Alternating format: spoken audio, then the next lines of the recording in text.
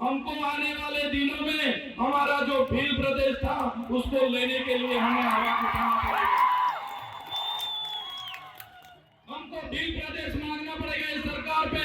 देश का 29वां राज्य हमारा भील प्रदेश होना चाहिए।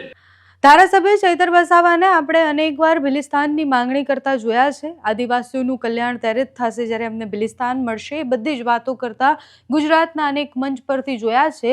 પણ મધ્યપ્રદેશનું મંચ હતું, ચેનપુરમાં એક કાર્યક્રમ હતો, આદિવાસી એકતા સંમેલન હતું, જ્યાં મધ્યપ્રદેશ, રાજસ્થાન, ગુજરાતના આદિવાસીઓ ભેગા થયા હતા। ત્યાં ચૈતર વસાવા ભાષણ આપી રહ્યા હતા અને ભાષણ દરમિયાન ફરી એકવાર એમણે એ જ વાત કરી કે અમને અમારું એક અલગ રાજ્ય આપી દો, અમને અમારું ભિલિસ્તાન આપી દો અને પછી આદિવાસીઓનું કલ્યાણ ત્યારે જ થઈ શકશે। જ્યારે ભાષણ આપી રહ્યા હતા ત્યારે એમણે એ બધા જ મુદ્દાઓ ઉપર વાત કરી કે ગુજરાતના આદિવાસી વિસ્તારોની સ્થિતિ શું છે, રાજસ્થાન, મધ્યપ્રદેશના આદિવાસી વિસ્તારોની સ્થિતિ શું છે અને એ સ્થિતિ સુધારવા માટે સરકાર શું કરી રહી છે।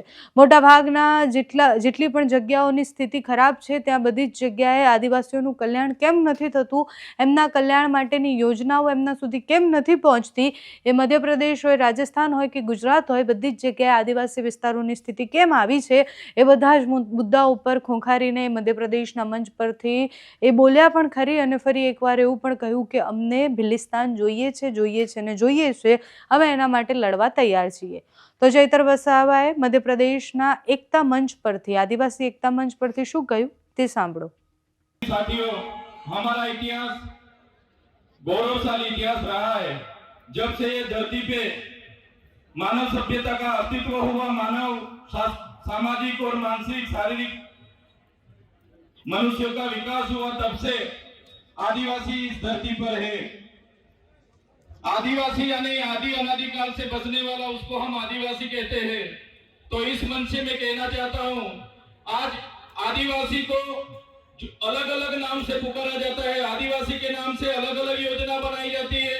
आदिवासी की अस्मिता मिटाने के लिए आपने देखा होगा, आदिवासी को आज शेड्यूल ट्राइब, जनजाति, वनवासी, वन बंधु के नाम से भी आज बुलाया जाता है। तो इस मंच से सभी मेरे साथियों को निवेदन करता हूं, तो आदिवासी को बचाने के लिए हम कोई वन बंधु नहीं है, हम कोई वनवासी नहीं है, हम आदिवासी है, आदिवासी ही हम रहेंगे। साथियों, आदिवासी का इतिहास डॉक्टर जीतू भाई ने बताया कि 23,000 साल से यहाँ आदिवासी रह रहा है। आदिवासी का स्वभाव सरल था, संवेदनशील थे। आदिवासी प्राकृतिक पूजक थे, प्राकृतिक मूल्यों को जतन करते थे, सामुदायिक भावना साथ में रखते थे, सहकारी भावना रहती थी। और हमारी संस्कृति, हमारी परंपरा, हमारी विधि, जो भी हमारी मरण विधि है, लग्न विधि है, हमारी जन्म की विधि है, सभी हमारे आदिवासी की अलग है। हम प्रकृति के साथ में रहने वाले लोग हैं, हम धर्मपूर्वी हमारी संस्कृति में मानने वाले लोग हैं। तो आपने देखा होगा, आगे की वक्ताओं ने बताया कि जब भी इस देश में नए नए धर्म आए, वो चाहे हिंदू हो, मुस्लिम हो, सिख हो, ईसाई हो, बौद्ध हो, जैन हो, सभी धर्म आदिवासी के बाद इस धरती पर आए हैं। और हिंदू जैसे धर्म ने तो हमारे समाज में आपको पता होगा कि वर्ण व्यवस्था प्रथा रखी थी कि भाई पहले ब्राह्मण होगा, बाद में क्षत्रिय होगा, वैश्य होगा और शूद्र में हमारे लोगों को माना जाता था। हमारे आदिवासियों को 5,000 सालों से हमारी गिनती शूद्र में होती थी। हमको शिक्षा लेने का अधिकार नहीं था, हमको कहीं भी जाने का अधिकार नहीं था। बाद में आपने देखा होगा, इसी हालत में भी देश के आजादी में हमारे कई सारे स्वतंत्र सेनानी लड़े, हमारे क्रांतिकारी लड़े, हमारे पूर्वज लड़े। वो चाहे बिरसा मुंडा जी हो, वो चाहे खाद्य नायक हो, वो चाहे टट्टे नायक हो, वो चाहे तिलका माझी हो, झलकारी बाई हो, सभी आज हमारे पूर्वजों को ये मंच से मैं याद करता हूँ। और साथ ही साथ में गौरव गोविंद जी हो या दलवाड़ा की क्रांति हो या रूप सिंह नायक हो, सभी का एक सपना था कि जब भी आदिवासी को स्वतंत्रता मिले तो आदिवासी स्वावलंबित होना चाहिए, आदिवासी स्वतंत्र होना चाहिए और आदिवासी का जीवन शोषण मुक्त होना चाहिए। लेकिन देश की आजादी के बाद भी जो सभ्य संस्कृति के लोग जो शासन में आए, जब ये अपने समाज को जो सुसंस्कृत मानने वाले लोग आज देश के शासन में आए, देश में संविधान लागू हुआ। संविधान का आमुख कहता है कि ये देश का संविधान हम भारत के लोग ये देश के संविधान के तहत हमारे देश के लोगों को हम समानता, स्वतंत्रता और बंधुता देते हैं, लेकिन आज भी आदिवासी को समानता नहीं मिली, आज भी आदिवासी को स्वतंत्रता नहीं मिली, आज भी आदिवासी को दूसरी कास्ट में बंधुता नहीं मिली।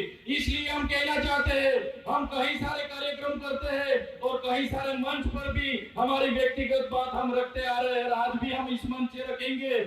जब तक आदिवासी को स्वायत्त राज नहीं मिलेगा, आदिवासी का अपना स्वतंत्र राज नहीं होगा, तब तक ये सरकारों में आदिवासियों का विकास होने वाला नहीं है। हमको तीनों और चारों राज्यों, वो चाहे मध्य प्रदेश हो, महाराष्ट्र हो, गुजरात हो, राजस्थान हो, सभी नेतागण यहाँ बैठे हैं, सभी बुद्धिजीवी लोग यहाँ बैठे, कर्मचारीगण यहाँ बैठे। मैं मेरी व्यक्तिगत तौर पे से एक बात रखना चाहता हूँ, हमको आने वाले दिनों में हमारा जो भील प्रदेश था उसको लेने के लिए हमें आवाज उठाना पड़ेगा। हमको भील प्रदेश मांगना पड़ेगा इस सरकार पे। देश का 29वां राज्य हमारा भील प्रदेश होना चाहिए और हमारा भील प्रदेश जब बनेगा तभी हमारा आदिवासी स्वायत्त राज्य में अपना विकास कर पाएगा। ये हम व्यक्तिगत सोच रहे हैं साथियों। आपने देखा होगा देश के आजादी के बाद हमारे पूरे देश में 8% आदिवासी है। हमारे अनेक राज्यों में बटे हुए हैं, वन के नाम पर, खदानों के नाम पर, जीआईडीसी के नाम पर, जीएमडीसी के नाम पर, कॉरिडोर के नाम पर, सेंचुरी एरिया के नाम पर हमारे आज भी पूरे देश में 1,80,00,000 से भी ज्यादा आदिवासी अपने गांव, अपने समाज, अपने संस्कृति, अपनी प्रकृति के साथ छीन भिन होके आज बेघर हो गए, बेवतन हो गए, आज बेबस हो गए। साथियों, हमें विकास से ऐतराज नहीं है, हमें विज्ञान से ऐतराज नहीं है, हमें एक सरकारी तकनीकों से ऐतराज नहीं है, लेकिन जब भी विकास की बात आती है हमारे आदिवासियों को वहां से विस्थापित किया जाता है।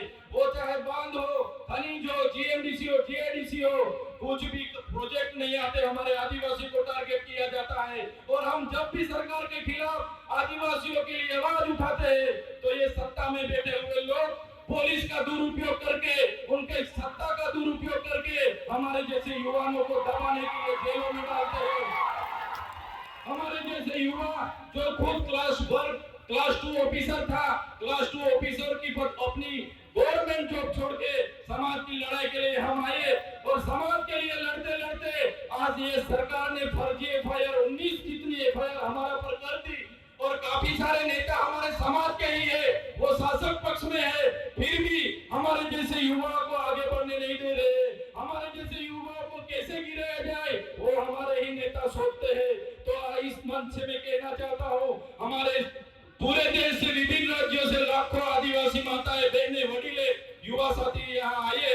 हमें आने वाले दिनों में हमको आदिवासी की अस्मिता बचाने के लिए चिंतन करना होगा, हमारे लोगों की शिक्षा की चिंतन करना होगा, हमारे लोगों के जो जड़ जंगल जमीन के अधिकार छीने जा रहे उनका चिंतन मनन करना होगा। आज तक हमारा संवैधानिक अधिकार लागू नहीं हुआ, वो चाहे अनुसूची 5 हो, वो चाहे पैसा एक्ट हो, वो चाहे तोड़ते दबोरे की बात हो। आज भी आदिवासी की ग्राम सभा की सत्ता नहीं मिली, आज भी रूढ़िगत ग्राम सभा का परवानगी नहीं लिया जा रहा है। ये सभी बातों को आज के इस मंच से हमको सबको चिंतन मनन करना पड़ेगा और सभी साथी यहाँ पे आए तो ये आदरणीय मंच से जो भी बात रखते हैं उसको लेके हमारा हर संदेशा, हर उपदेश हर एक गांव में पहुंचना चाहिए। यही बात मैं रखूंगा। समय ज्यादा नहीं है, काफी सारे वक्ता है, लेकिन ये मंच से इतना जरूर कहूंगा कि हम व्यक्तिगत तौर पे मानते हैं सरकारें आएगी जाएगी, पार्टियां बनेगी बिखरेगी, संगठनें बनेंगे बिखरेंगे, हम सभी लोग धर्म संप्रदाय में कहीं भी बटे हुए हैं, तो आदिवासी को पहले आदिवासी की तौर पर एक होना पड़ेगा, तभी अपने आदिवासियों का विकास होगा। यही बात रख के सबका धन्यवाद करता हूँ, सबको जोहार करता हूँ और आखिरी में जय भील प्रदेश के नारे से मेरा वक्तव्य पूरा करता हूँ। जय भील प्रदेश, धन्यवाद।